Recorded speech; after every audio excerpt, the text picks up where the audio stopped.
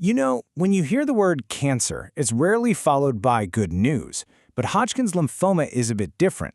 It's actually one of the most curable cancers out there. And what makes it so unique, so distinctive, isn't just that cure rate.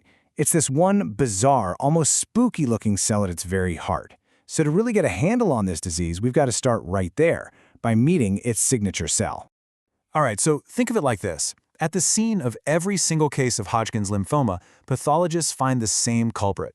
It's this one, single, really distinctive cell that's basically the disease's calling card. If you understand this one cell, you've pretty much got the key to cracking the whole case. And there it is. Meet the Reed-Sternberg cell. I mean, just take a look at that. You can see why pathologists gave it the nickname the owl-eyed cell, right? It's kind of uncanny, those two big mirror image nuclei just staring right back at you. And this is the crucial part. Finding this specific cell is what separates Hodgkin's from every other kind of lymphoma out there. So, let's get the formal definition down. Hodgkin's lymphoma is a cancer of our lymphatic system, which is a huge part of our immune network. But the diagnosis, it completely, 100% depends on finding those big, malignant Reed-Sternberg cells we just looked at. It's really that simple. No allied cells, no Hodgkin's lymphoma. It's that definitive. And the backstory on this is pretty cool, actually. A guy named Thomas Hodgkin first described this condition way back in 1832. But it took more than 60 years, not until 1898, for two different pathologists, Dorothy Reed and Carl Sternberg, to independently pinpoint and describe the cell that would end up being named after them. Okay, so where on earth does this weird-looking cell even come from?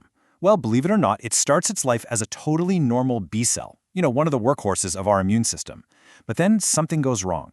Genetic mutations basically cripple it. It completely forgets its original job, forgets how to even be a B cell, and then it transforms into this unique cancerous thing. Okay, so we've got a good idea of what this cancer is on a cellular level.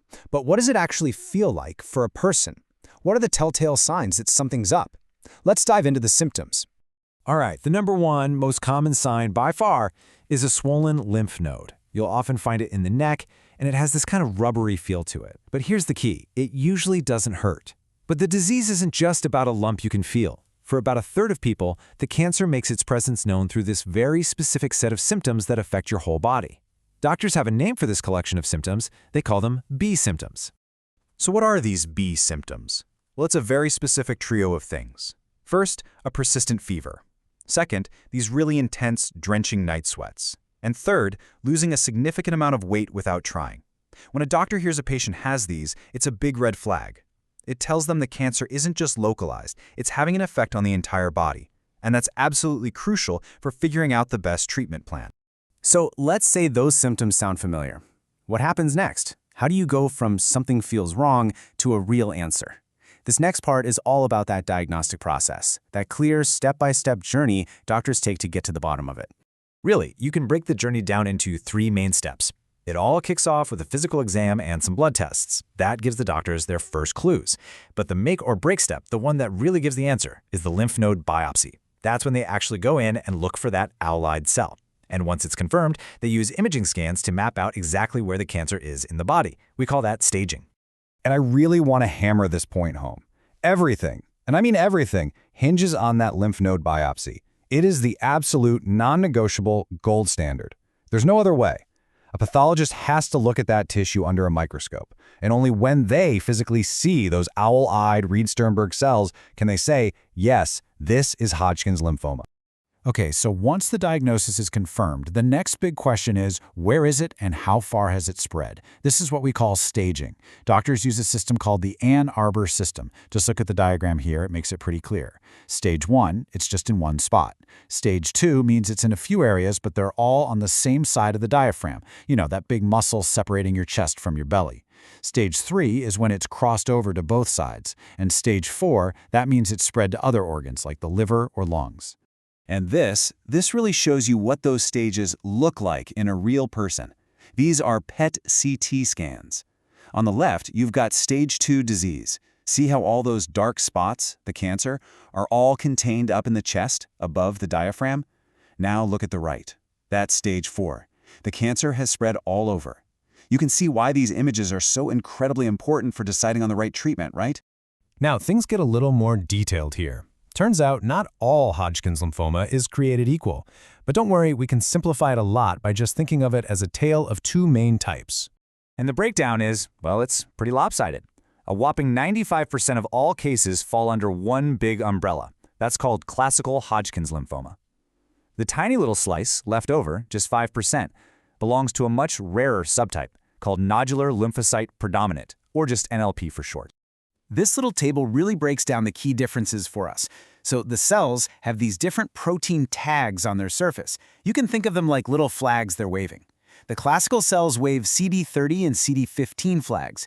The NLP cells, they wave a CD20 flag. And even the cells themselves look different under the microscope. While the classical type has that iconic owl eye cell, the NLP version has a variation that pathologists call a popcorn cell. Seriously, it's because the nucleus is all bumpy and multi-lobed, just like a piece of popcorn.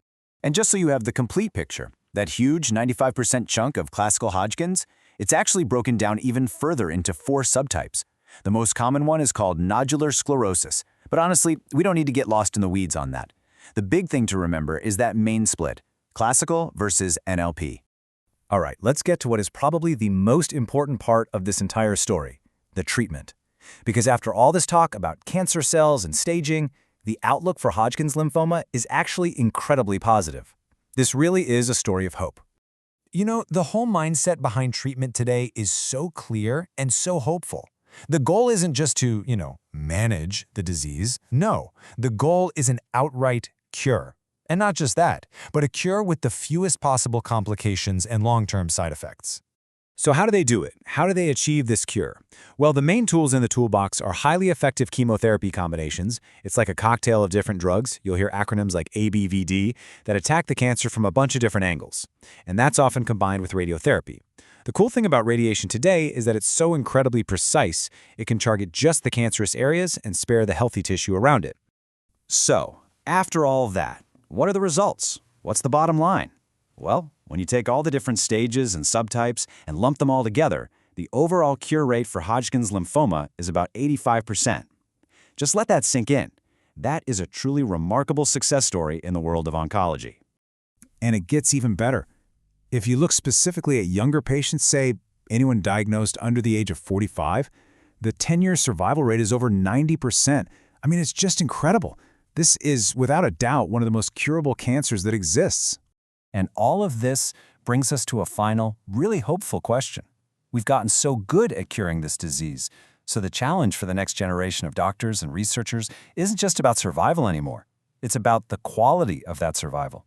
The big question on the horizon is, how do we make our cures even smarter, even more effective, and maybe most importantly, even kinder to the people who receive them?